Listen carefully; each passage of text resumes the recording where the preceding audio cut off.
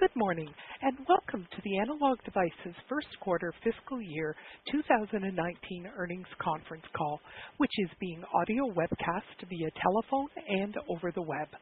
I'd now like to introduce your host for today's call, Mr. Michael Lucarelli, Director of Investor Relations. Sir, the floor is yours. Thank you, Cheryl, and good morning, everybody. Thanks for joining our first quarter fiscal 2019 conference call. With me on the call today are ADI CEO Vincent Roche and ADI CFO Prashanth Mahendra-Rajah. For anyone who missed the release, you can find it and relating financial schedules at investor.analog.com. Now on to the disclosures. The information we're about to discuss, including our objectives and outlook, includes forward-looking statements. Actual results may differ materially from these forward-looking statements as a result of various factors, including those discussed in our earnings release and in our most recent 10-Q. These forward-looking statements reflect our opinion as of the date of this call. We undertake no obligation to update these forward-looking statements in light of new information or future events. Our comments today about ADI's first quarter fiscal 2019 financial results and short-term outlook will also include non-GAAP financial measures, which exclude special items. In comparing our results to our historical performance, special items are also excluded from these prior quarter and year-over-year results. Reconciliations of these non-GAAP measures to their most directly comparable GAAP measures and additional information about our non-GAAP measures are included in today's earnings release. As a reminder, the first quarter of 2018 was a 14-week quarter. In addition, this is the first quarter of our adoption of ASC 606, or sell-in accounting. We have restated our historical financial statements to conform to this standard and posted a 2-year quarterly end market look-back for revenue on our investor site. All comments during today's call on revenue growth and our commentary during Q&A will exclude this extra week and be on a sell-in basis unless otherwise stated. In addition, as we move to sell-in accounting and further refine LTC's product mapping in the channel, we have adjusted approximately $80 million of annual revenue from communications to consumer. The new mapping does not impact industrial or automotive revenue. Okay, with that, I'll turn it over to ADI CEO Vincent Roche. Vince? Thank you, Mike, and a very good morning to everybody. The first quarter of fiscal 2019 was another very successful quarter for ADI. In what is a challenging macroeconomic environment, we're executing soundly and delivering strong results. Revenue of $1.54 billion in the first quarter came in at the high end of our guidance, led by our strong year-over-year growth in our B2B markets. This growth was driven predominantly by continued strength in our communications market related to ongoing 4G upgrades and initial 5G deployments. Adjusted operating margins of over 41% were above the midpoint of guidance as we balanced our strategic investments with prudent discretionary spend. All told, adjusted EPS was $1.33, also at the high end of guidance. Over the past 12 months, we have generated over $2.1 billion in free cash flow, or 35% of revenue, which places ADI in the top 5% of the S&P 500. And over that same time period, we've returned more than 100% of free cash flow to our shareholders after debt repayments. Now, while macro uncertainties continue to exist, our strong execution and results enable us to continue to invest in extending our franchise in strategic areas where we see attractive opportunities for future growth. To that end, we're investing record levels of R&D to push the boundaries of innovation and expand the breadth and depth of our franchise. In addition, we've increased our investments in our go-to-market activities to further broaden and deepen our customer reach and our engagements. The strength and resiliency of our business model allows us to innovate regardless of business conditions. This ability is imperative given the long life cycles in our markets, where our average product lifespan is a decade or indeed more. And while some competitors pull back and lose momentum in uncertain times, we plan to continuously invest to build upon our virtuous cycle of innovation-led growth. In my 30-plus year career with ADI, I've never been more confident or excited about our prospects than I am today.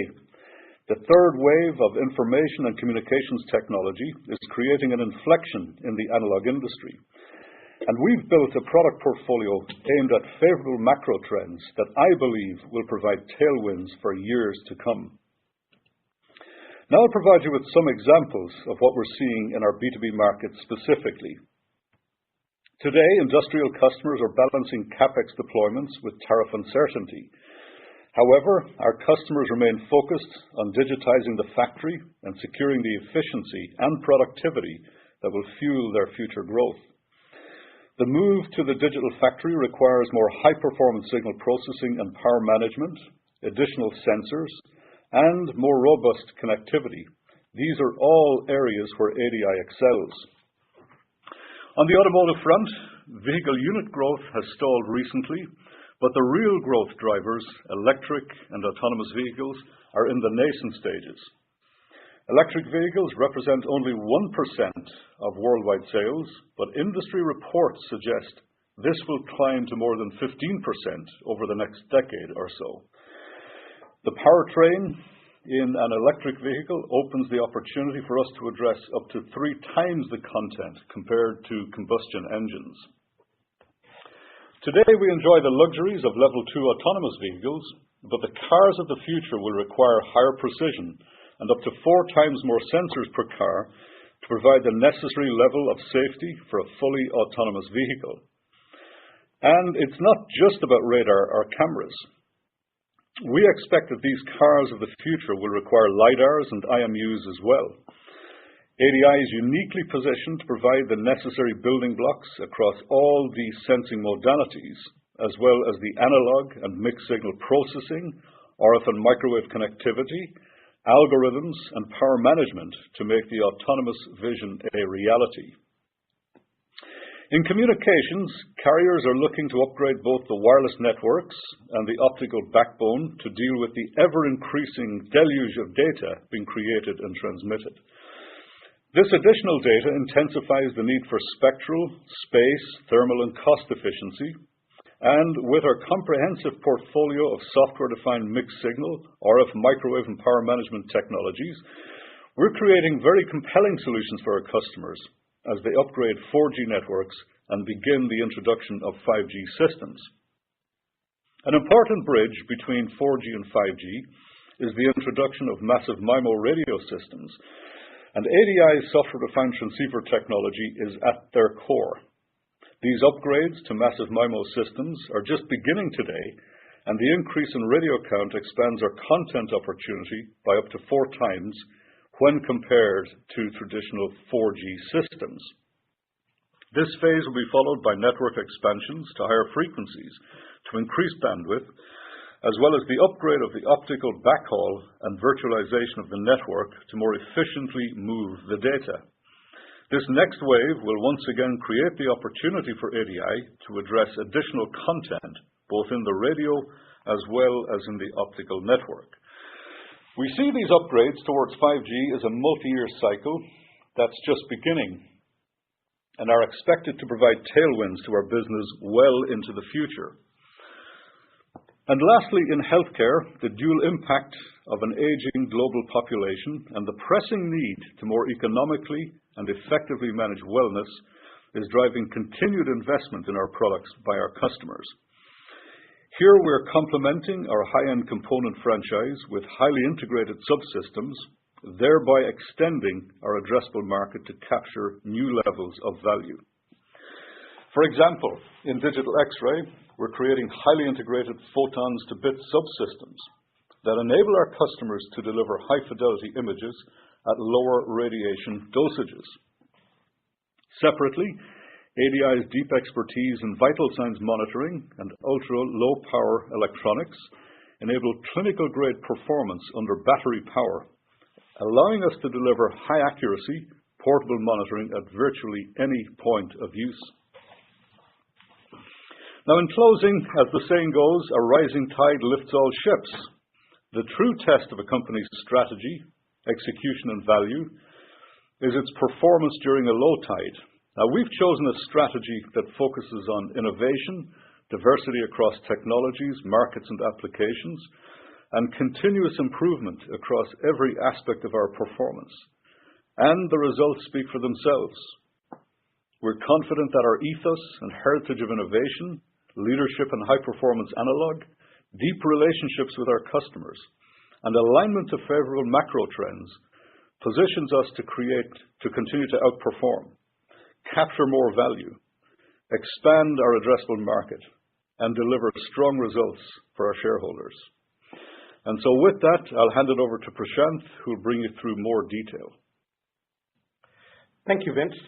Good morning, everyone, and let me add my welcome to our first quarter earnings call. My comments today, with the exception of revenue and non-op expenses, will be on an adjusted basis, which excludes special items outlined in today's press release. As a reminder, the first quarter of 2018 was a 14-week quarter, and we have now adopted ASC 606, or sell-in accounting. We have restated our historical financial statements to conform, and as Mike mentioned, we have also posted a 2-year quarterly end market look-back for revenue on a sell-in basis. To normalize our growth rates and give you a like-for-like comparison, my prepared remarks and our Q&A commentary will exclude this extra week and will be on a sell-in basis, unless otherwise stated. Now on to the quarter. In the face of geopolitical uncertainty, we are pleased to report strong first quarter results with revenue, operating margin, and EPS all coming in above the midpoint of our guidance. Additionally, we are delighted to have increased our dividend by almost 13%, the largest increase since 2013. And we also raised our dividend growth target to 7 to 15% annually. This reflects our strong financial results as well as our optimism regarding ADI's future. Before diving into the income statement, let me first cover the end markets. Our first quarter B2B revenue increased 10% year over year, led by exceptional growth in the communication market, driven by ongoing momentum in 4G and the initial 5G deployments. The industrial market represented 47% of sales in the quarter, and revenue was roughly flat compared to the year-ago quarter. Within this highly diversified business, revenue growth in healthcare, electronic test and measurement, aerospace, and defense were balanced by weaker demand in factory automation and memory test. The comms market represented 22% of sales during the quarter and experienced very strong double-digit year-over-year growth, led by strength in wireless. This growth exceeded our expectations and illustrates the strong momentum ADI is experiencing in traditional 4G systems and in the early deployments of 5G massive MIMO. We see 5G as a multi-year upgrade cycle that is expected to deliver continued growth over the coming years. Our auto business represented 17% of sales in the quarter, and based on sell-through revenue was essentially flat compared to the year-ago quarter. Overall vehicle unit weakness was offset by double-digit growth in BMS, growth in power management as we bring new products to market and extend our customer reach, and ramping sales of A2B. The 6% year-over-year reported growth from our end market breakout is primarily due to sell-in accounting as we moved some customers from direct to distribution during the quarter. And lastly, our consumer business represented 14% of sales in the first quarter. As expected, revenues declined year over year. However, portables declined less than expected. Now on to the P&L. Revenue for the quarter was at the high end of our guidance at approximately $1.54 billion, up 6% year over year. Gross margin came in at 70.3% and lower year over year due to end market mix and lower utilization rates. OpEx in the quarter was $448 million, down slightly sequentially and below the midpoint of guidance as we balanced our strategic investments with prudent discretionary spend. This translated to an operating margin of 41.2%, which was at the high end of our guided range.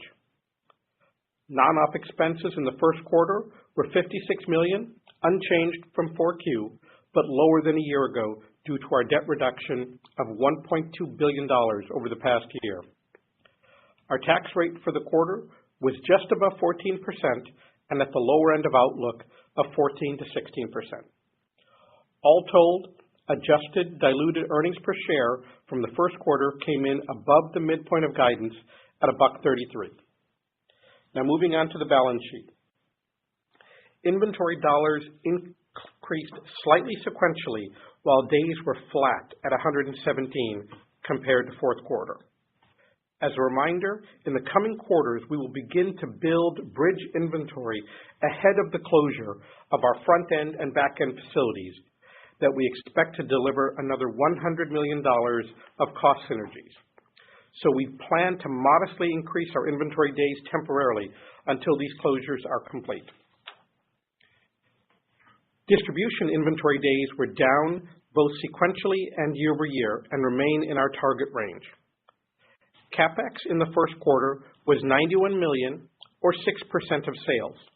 For the full year, we anticipate CapEx may run modestly higher than our 4% model due to the co-location of our product and business development teams and additional capacity to support future linear growth. This would be a temporary deviation from our long-term model. Free cash flow was $2.1 billion on a trailing 12-month basis. Over the past 12 months, we have returned 100% of our free cash flow to shareholders through dividends and buybacks after debt repayments. In the first quarter, we repaid $100 million of debt, paid $178 million in dividends, and repurchased $227 million of our stock, or roughly 2.5 million shares. Now on to guidance, which again, with the exception of revenue and non-op expenses, is also on an adjusted basis, excluding items outlined in today's release. As a reminder, our guidance is based on sell-in or POA accounting. For context, during 2018, the change in channel inventory for the year was minimal, as channel inventory increased in the first half and was reduced in the second half of the year. On average, over the past 3 years, channel inventory impacts annual revenue by about 1%, while quarterly variances could be and have been larger. Second quarter revenue is expected to be $1.5 billion, plus or minus $50 million. At the midpoint, we expect our B2B markets of industrial, automotive, and communications in the aggregate to increase slightly year over year, led by the communications market. At the midpoint of guidance, we expect second quarter operating margin to be up slightly sequentially at 41.3%. Non-op expenses are expected to be basically flat sequentially, and we are planning for our tax rate to be towards the lower end of our previously guided range of 14 to 16. Based on these inputs, diluted EPS, excluding special items, is expected to be $1.30, plus or minus 7 cents. All in, it was a strong quarter to kick off fiscal 19. And while we are mindful of the economic uncertainty around us, I will echo Vince's optimism and say that we are extremely confident in the long-term growth opportunities for ADI. And with that, I'll turn it over to Mike to start our Q&A. Thanks, Prashant. Okay, before we move to Q&A, one last reminder from IR. Our growth commentary will be on a normalized 13-week basis and on sell-in, unless we otherwise state it. Now, let's get to the Q&A. Please limit yourself to one question. After our initial response, we'll give you an opportunity for a follow-up question. Operator, can we have our first question, please? For those participating by telephone dial-in, if you have a question, please press star and the number 1 on your phone. If your question has been answered and you wish to be removed from the queue, please press the pound key. If you are listening on a speakerphone, please pick up the handset when asking your question. We'll pause for just a moment to compile the Q&A roster. And our first question comes from Ambrish Srivastava from BMO. Please go ahead. Your line is open. Good morning, Ambrish. Good morning. I just wanted to put your guide with respect to what the peers have reported and guided to. Is it fair to assume that it's really the sell-in accounting change is one of the bigger factors in your Q over Q guide being different than your peers like Texan and Maxon? No, Ambrish, I'm not sure why you'd conclude that. Our guide, we're not, as I mentioned, we're not guiding point of sale anymore. We're on a sell-in basis, but the guide is at the 1541 midpoint of growth. Excuse me, at the 1500 midpoint. The guide should be on a year-over-year basis. If you were to take an assumption on flat inventory channel, you would still see a pretty strong sequential or year-over-year growth number there. Yeah, Ambrish, just with some context there, as Prashant said in his prepared remarks, we built inventory in the first half of the year, and in 18, and this year we're not planning to build as much, so that would actually be counter to what you said. Okay, thanks for the clarification. Ambrish, if you take our outlook for the next quarter, 2Q, basically our days in the channel are flat, so it's certainly not an inventory build or a sell-in issue. We run the company on a sell-through basis, so I want to make that clear. Do you have a follow-up, Ambrish?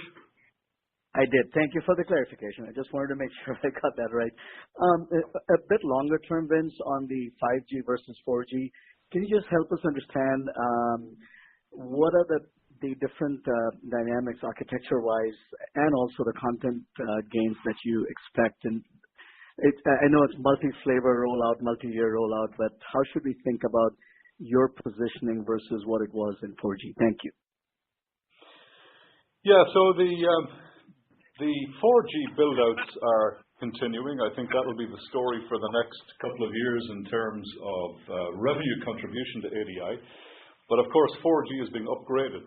We're adding massive MIMO, for example, to direct the energy and improve spectral efficiency. So, I think we have a very high share at the present time in 4G and in the initial stages of 5G.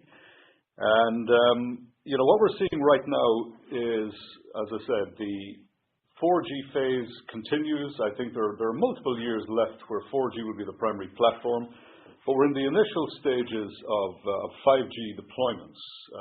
But really 5G has yet to materialize. When it comes to looking at the content, I would say these new generations of 4G create 4 times more content value for ADI. And of course, when we move to 5G with the higher frequency systems, the microwave systems, and the densification of these massive MIMO systems, there's another bump that we expect to get in content there. So, and that's, by the way, before we add in the power management portfolio as well. So, as I've said before, for every $1 of analog content, of mixed signal content, there's at least $1 of power. And I'm pleased to say that we're at the early stages of attaching our LT power management portfolio to our 4 and 5G story as well. Thank you, Ambrish. Our next caller. Thank you. Our next question comes from Tore Svanberg from Stifel Nicolaus. Please go ahead. Your line is open. Good morning, Tore. Yes, thank you, and congratulations on the results. First question, I'm intrigued by the investment you're doing in healthcare. I assume that up until now that's mainly a sort of a B2B business, but there seems to be a lot of things going on the consumer side. So should we expect ADI to participate both in B2B and in consumer when it comes to healthcare? It's a good question. Well, most of what we're doing is, for example, in the more point of use, the clinical grade vital signs monitoring, we're focusing very much on the higher end of the sensing and signal processing activity there. So we're not, true to form with ADI, we're focused on really solving the toughest problems and enabling consumers to wear new healthcare sensing technologies to predict and help monitor wellness and indeed recovery from health situations. So I would say that the way to think about the story is that we're going to be focused largely on more B2B type activities. Do you have a follow-up, Tori? That's very helpful. Yes, thanks, Mike. Question for Prashant. Prashant, you said as you go through this manufacturing transition, your inventories are going to go up. Could you give us a sense for, how much we're talking about here? Maybe you could give us a range on inventory days. Yeah, sure. Thanks, Tori. So, as I mentioned in the prepared remarks, we had committed to some additional cost synergies relating to the shutdown of 2 sites that we acquired as part of the LTC acquisition. And these shutdowns should generate an incremental $100 million of cost synergies, all of which is in cost of goods. To help us through that transition, we're going to be needing to put a little bit more inventory internally under our balance sheets. And hard to kind of pinpoint too much at this early stage, but we're estimating around 5 days is what would be necessary to kind of carry us through the bridging the closure of those 2 facilities. And then once those facilities are up and running, we'll burn that off. Thank you, Tori. Here, our next question, please. Thank you. Our next question comes from Stacy Rasgon from Bernstein Research. Your line is open. Hi, guys. Thanks for taking my question. Back to the sell-in accounting. So if I compare the new revenue profile with the old one, I note a considerable amount of revenue, particularly from industrial, that moved from the second half of 18 to the first half. As you said, you built in the first and sold off in the second, and it shows up in the change. But it was a lot of revenue. Was the magnitude of this drawdown bigger than what you would typically see in your ordinary patterns, just maybe given the stronger demand environment that we had in the first half? But I guess maybe just to put in other words, like is the magnitude of the drawdown in the channel that we saw in the second half bigger than what we would see, and is the channel right now leaner than when it would ordinarily be in a normal second half?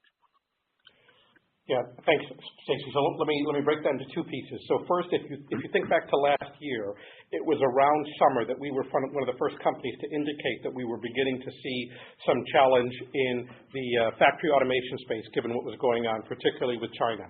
So being proactive on that, we began to constrain the amount of inventory going into the channel in preparation of the uncertain times ahead. So yes, last year we did see a more significant kind of correction to inventory in the channel in the second half, given the macro environment. So now setting that up for this year, now that we are on sell-in accounting, that creates for some tough comps in the first half.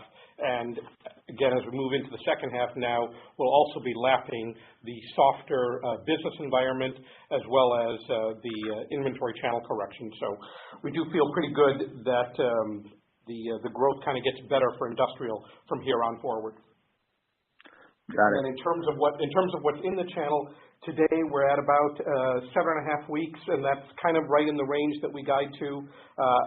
As Vince mentioned, and this is important, we focused running the business on a POS basis, so the inventory in the channel for us is striking that balance in what is necessary to serve our customers, and it's less about kind of managing a particular revenue number. It is POS is what drives our decisions on what we put in the channel.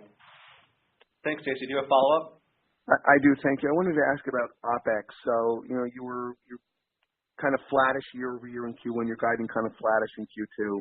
But at the same time, you're talking about, continually investing in new opportunities. So I guess in particular, given the current situation, which does seem somewhat uncertain, how should we be thinking about OpEx growth, maybe relative to revenue growth as we go through the rest of the year? Yeah, I would say that if you think historically, there's been a sort of a meaningful change in OpEx when we move from first quarter to second quarter. We told you in the last earnings call that would not be the case this year, that our first quarter would be a little bit higher, but and there was some one-timers that we talked about in the last call that was behind that. And as we move through the balance of the year, we're expecting OpEx to be relatively flattish. The biggest driver on that, frankly, will continue to be variable compensation, which is designed to adjust the spend in line with the profit and the revenue growth. So R&D today runs at about 18% of revenue, and we really consider that fully funded. So we will work within that envelope to deliver the product development needs that are required. Got it. Thank you very much. Our next question, please. Our next question comes from Harsh Kumar, Piper Jaffray. Your line is open. Yeah, hey guys, congratulations on great results, great guidance. Gross margin came down. I assume that was just mixed with sort of B2B sort of hurting a little bit and consumer coming in stronger. How are you expecting to manage the factory or the fab and therefore the utilization and gross margin in the coming few quarters? Yeah, well, the first quarter we had lower utilization, but we expect that utilization will increase in the second quarter and through the rest of our fiscal year here. So we'll, I think, keep a pretty high level of utilization. And, also the 70.3% margins that we posted in the first quarter, as the mix towards industrial improves, we would expect also the gross margin to improve. So I think utilization is in good shape across the company, and I think as well, we are probably seeing what would be the lower point of the gross margin activity right now, and that will certainly improve as the industrial business improves. Understood. Thank you. Harsh, your comments are correct. Just one clarification there. It was growth in consumer, but it was also the growth in communications. So both of them were responsible for the end market mix. And do remember that we are lapped, this is the current quarter where we have the typical holiday shutdown. So utilizations are at their lowest point typically over the holiday season. So with that, we'll go to our next caller. You can follow up, Harsh. Yeah, thanks. Thanks, Vince. Quick question on the automotive. So I got excited looking at your automotive number before realizing that there's a lot of sell-in stuff going on. Could you give us some color on how it held up if you back out the sell-in? And if you're unwilling to do that, maybe talk about, you sort of laid out some targets when you start to see some real growth, mid to high single-digit kind of numbers in automotive a year or even slightly more than that out. How do you feel about that number, the time frame? Great, Harsh. Thank you. I'm going to do the first part and then let Vince take the second part. So as I said in the prepared remarks, we moved some customers who were direct into the channel. So as a result, there was a little bit of build and inventory associated with that. Normally that would not be revenue for us. Remember that, and the growth, if you want to think about what is the auto growth due to sell in, that would have been a flat number. So auto growth in the quarter, as we think about it, natural demand was flattish, and we would say that for the first half, we kind of expect that to be flattish because the second quarter is going to have the corresponding offset from the inventory build that we had in the first quarter. Channel inventory overall was kind of minimal quarter over quarter. So auto was up, but the other markets were down. With that, let Vince talk to kind of longer term auto growth. Yeah, so we're expecting to, through 2018, the ADI specific, the legacy ADI portion of our business grew in the high single digits. The LT portion was in the lower single digits. But let me tell you a couple of things that we've been driving hard in our business. Our BMS, the battery management solutions that were legacy LTC, we've been growing that in double digits over the past 3 quarters or so.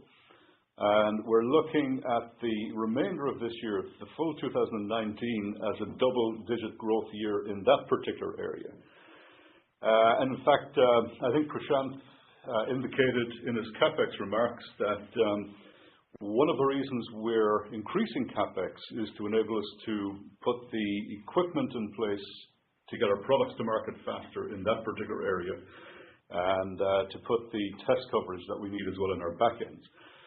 I'm glad to say as well that we're winning incremental power sockets in the automotive sector. We're bringing power to new customers. And we've seen just in this last quarter, in fact, our power portfolio grew in the automotive sector on a year-over-year basis. Legacy ADI, our infotainment business, continues to flourish, and we're winning many premium audio sockets and also attaching LT power again to everything that we do in the automotive area. So we've just launched as well some very exciting high-resolution radar technology at the 77 gigahertz level. So that's yet to come, but all the early indications are that we're starting to get traction there. So I think we've many technologies and product areas that are well aligned with the critical themes in automotive around autonomy and electrification, and we now have the best portfolio in the industry to attack these opportunities. Thank you, Harsh. Go to our next caller, please. Our next question is from Craig Hettenbach from Morgan Stanley. Your line is open. Yes, thanks. The commentary on B2B up slightly, can you frame that if you look at between comm, industrial, and automotive, just kind of a rough sense of how you expect those markets to trend year over year? Sure. Hey, Craig. Comm will lead that growth, I would say. Industrial will be down year over year. Remember, last 2Q was a very, very strong quarter. I think we grew double digits sequentially in 2Q. That was kind of our peak industrial revenue a year ago. There's a tough comm. Plus, we also talked about the inventory change in the channel year over year. Automotive is going to be down year over year, as we talked about the sell-in versus sell-through accounting. So for auto, I would think look at basically first half 19 flattish versus first half 18. And that is flattish auto with vehicle unit sales down. So we do recognize that is a good accomplishment given the decline in vehicle production. So then comms will be another strong double-digit grower year over year. Pull that together, it increases slightly sequentially, and that's even with, I'll call, the offset of auto being weaker because of the sell-in accounting. If you took that away, B2B is up probably 2-3% year on year. Got it. Appreciate the color there. And then, Vince, just a question, understanding there's some near-term cyclical pressure on the industrial market. Can you talk through just design engagements with customers and things that, once you see some of the cyclical pressure ease, how that business could get kind of back on track? Yeah, well, it's a good question, Craig. We have an opportunity pipeline now, both on legacy ADI and LT legacy power products in particular, that is at an all-time record high. So we're busily converting that pipeline across the board, and we've a broader and deeper position in the automation sector. We've extended our reach into electronic test and measurement, which complements our more vertically oriented memory test area quite well. And the energy sector as well is doing well for the company, and on a year-over-year basis has been growing. So, all the things we do around sensing, measuring, interpreting, powering, and connecting, those technologies are getting used in more and more places in the industrial sector and indeed aerospace and defense as well. So we have a bigger portfolio. We've got more sales and applications resource out there, deeply engaging with our customers every day. So my sense is if I were to put a target growth number on it, I think we have the opportunity to grow consistently in the mid to high single digit area over the coming 5-7 years. Thank you, Craig. Thanks. Go to our next caller, please. Our next question comes from Blaine Curtis, Barclays. Your line is open. Hey guys, this is Tom O'Malley on for Blaine Curtis. Thanks for letting me ask a question. Just wanted to cover something you guys mentioned early in the call. I think you said that you moved $80 million from comm to consumer. Could you describe what you're moving over and kind of the growth profile of that chunk of revenue? Sure, Tom. It mainly relates to prosumer business. So think of like polycoms and that type of stuff for conference calls. Those type of things we moved from comms. The legacy for linear were in communications. We put those into consumer where ADI puts them. Is prosumer typically as a GDP plus business growth-wise? It was customer mapping as we continue to finish the integration process with LTC. Yeah, so it's basically the non-portable stuff, and it looks and feels like a B2B business. Lots of customers and products and longer product life cycles when compared to the portable area. So that's the change that's taking place. Do you have a follow-up?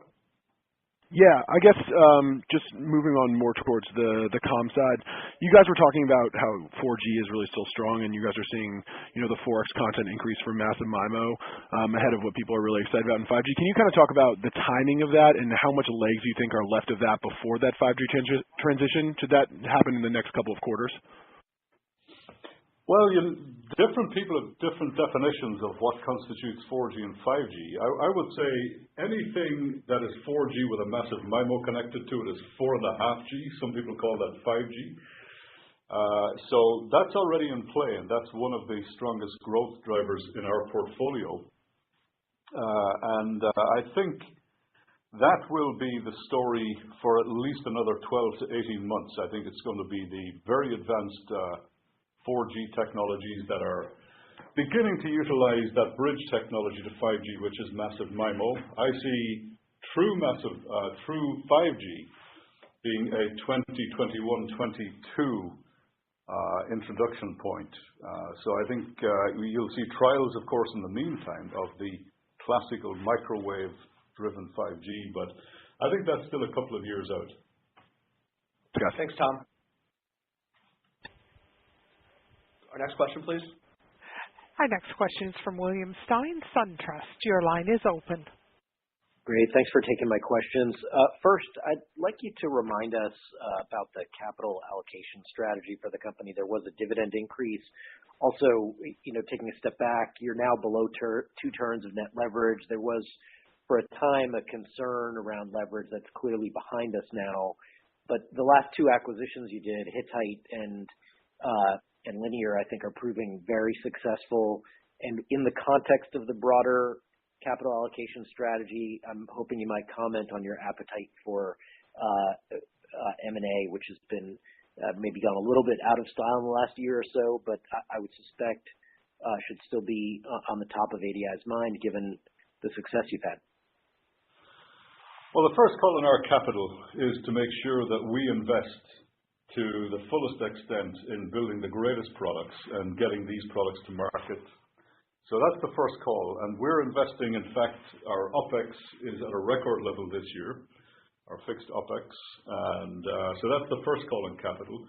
We've committed to returning, all our free cash flow, after debt repayment to our shareholders.